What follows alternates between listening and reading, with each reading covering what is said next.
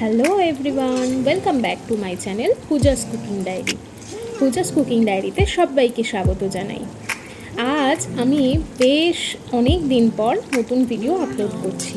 কিছু শারীরিক অসুস্থতার কারণে আমি ভিডিও দিতে পারিনি, তবে এবার আবার ঠিক আগের মতোই ভিডিও আসবে। তো আজ আমি রান্না করে দেখাবো তেলাপিয়া মাছের ঝাল। দেরি না করে তাহলে চটপট দেখে নেওয়া যাক তেলাপিয়া মাছের ঝাল বানাতে কি কি উপকরণ লাগছে। প্রথমেই লাগছে পেঁয়াজ কুচি, লাগছে টমেটো কুচি, লাগছে চেরা কাঁচা লঙ্কা, লাগছে পরিমাণ মতো আদা বাটা এবং রসুন বাটা। গুঁড়ো মশলাতে লাগছে যেরকম নর্মালি আমরা ব্যবহার করি জিরার গুঁড়ো, হলুদ গুঁড়ো, লঙ্কা গুঁড়ো। প্রথমে আমরা মাছগুলোকে ভালো করে ধুয়ে নিয়ে নুন এবং হলুদ মাখিয়ে ভেজে নেব। দেখতে পাচ্ছেন কড়াইতে আমি তেল দিয়ে দিয়েছি। তেল গরম হয়ে এলে একে একে আমরা মাছগুলোকে তেলের মধ্যে ছেড়ে দেব।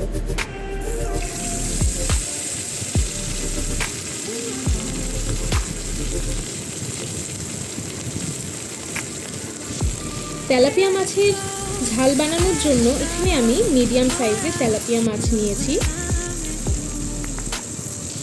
মাছগুলিকে এপিট ওপিট করে আমরা বেশ লাল করে ভেজে নেব।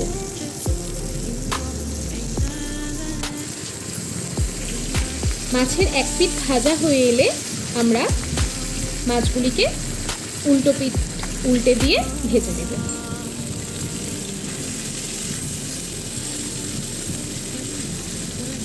দেখতে পাচ্ছেন মাছগুলোতে বেশ লালচে রং চলে এসেছে।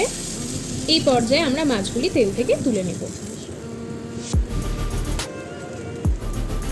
এরপর মাছ ভেজে রাখার তেলে আমরা দিয়ে দেব পেঁয়াজ কুচি।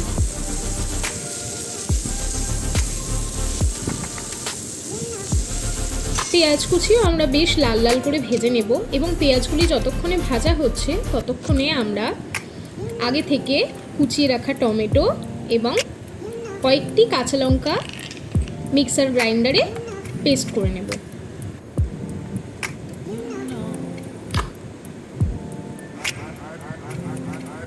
আরও একটি বাটিতে আমরা গুঁড়ো মশলাগুলি মিশিয়ে নেব।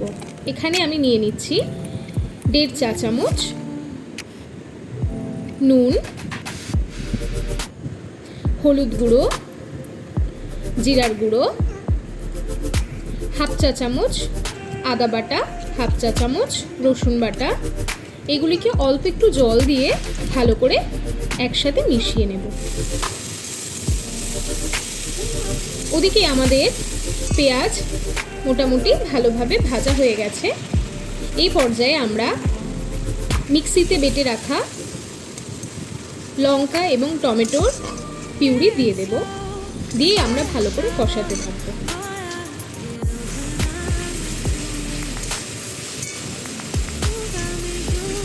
হলুদ গুঁড়ো কিছুটা কম হয়েছিল, তাই এই পর্যায়ে অল্প একটু হলুদ গুঁড়ো আমি অ্যাড করলাম। মশলাগুলি আগে থেকে জল দিয়ে কিছুটা পরিমাণে গুলে রাখলে কড়াইতে মশলা দেওয়ার পরে মশলাগুলি পুড়ে যায় না। আপনারাও এই পদ্ধতিটি ব্যবহার করতে পারেন। মশলা কষা হয়ে গেলে দেখতে পাবেন সাইড দিয়ে তেল ছেড়ে দিচ্ছে। এই পর্যায়ে আমরা পরিমাণ মতো জল দিয়ে দেব।